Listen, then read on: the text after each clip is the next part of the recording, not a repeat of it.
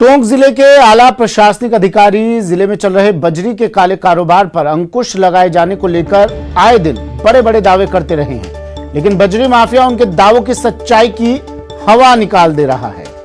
जी हां, हम अब आपको जो वीडियो दिखाने जा रहे हैं वो उनियारा उपखंड के नगर पलाई मार्ग का है, जहां से आप बजरी ट्रैक्टरों का बेखौफ संचालन होता देख सकते हैं।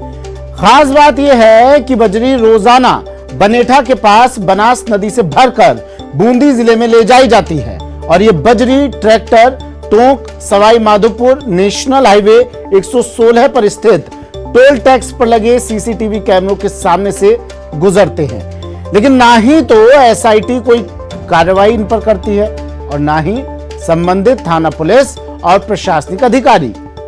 ये तस्वीरें देखिए, यहां सर्वोच्च न्यायालय द्वारा प्रदेश में बजरी दोहन और परिवहन पर लगाई गई रोक कितनी प्रभावशाली साबित हो रही है, ये आप इन तस्वीरों के जरिए समझ सकते हैं।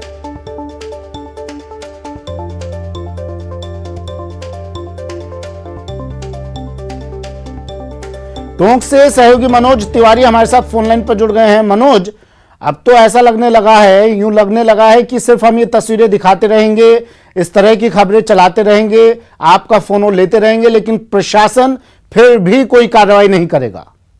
देखिए सुमित, आप बिल्कुल सही कह रहे हैं, क्योंकि ये जो बजरी दोहन का मामला है ये बहुत ज्यादा गंभीर विषय है, क्योंकि सर्वोच्च न्यायालय द्वारा इस पर रोक लगाए हुए लगभग 2.5 साल से ज्यादा समय बीत चुका है।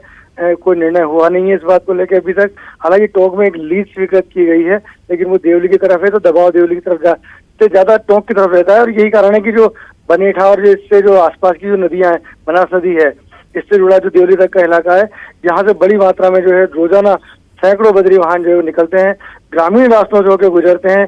कई जगह इनको टोल भी क्रॉस करना पड़ता है, वहां से सीसीटीवी कैमरों के सामने से निकलते हैं, लेकिन बावजूद इस पे इन पे किसी तरह की कार्रवाई बहुत कम देखने को मिलती है। हालांकि जिला प्रशासन ये कहता आया है बार बार कि हम लोग इस पर प्रभावी कार्रवाई कर रहे हैं। वो कार्रवाई दिख रही है, कितनी जिला प्रशासन कार्रवाई कर रहा है वो दिख रही है, लेकिन मनोज, आपने जानने की कोशिश की कि भाई कितना हिस्सा आपके पास पहुंच रहा है? कार्रवाई तभी नहीं हो रही ना। हमारा कैमरा जब ये तस्वीरें कैद कर सकता है, हमारा कैमरा ये तस्वीरें देख सकता है, तो उन लोगों को क्यों नहीं दिखाई दे रही है? कौन सी पट्टी बांध के बैठे हैं? देखिए बिल्कुल आप ये सही कह रहे हैं कि कहीं ना कहीं इसके अंदर बहुत बड़ा लीकेज है।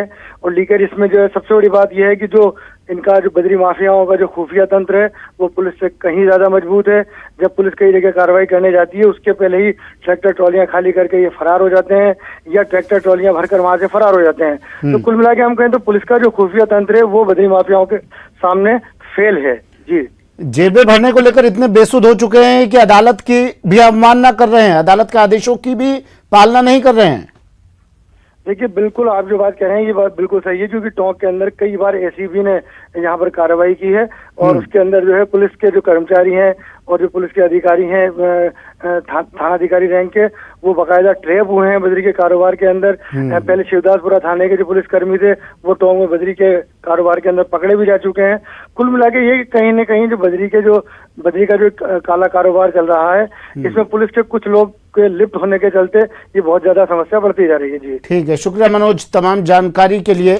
मनोज तिवारी टोंक से मेरे सहयोगी हमारे साथ फोन लाइन पर जुड़े। और ये ट्रैक्टर ट्रोलियां देखिए, एक एक कर 1 2 3 4 इनकी कोई गिनती नहीं है, बजरी भरते हैं और ले जाते हैं प्रशासन की नाक के नीचे से, या यूं कहें प्रशासन की जानकारी में ये सब कुछ है, लेकिन प्रशासन अनजान बना बैठा है, क्योंकि उनका हिस्सा उन तक तय वक्त पर पहुंच जाता है और इसलिए अदालत के आदेशों की भी कोई परवाह प्रशासन को नहीं है।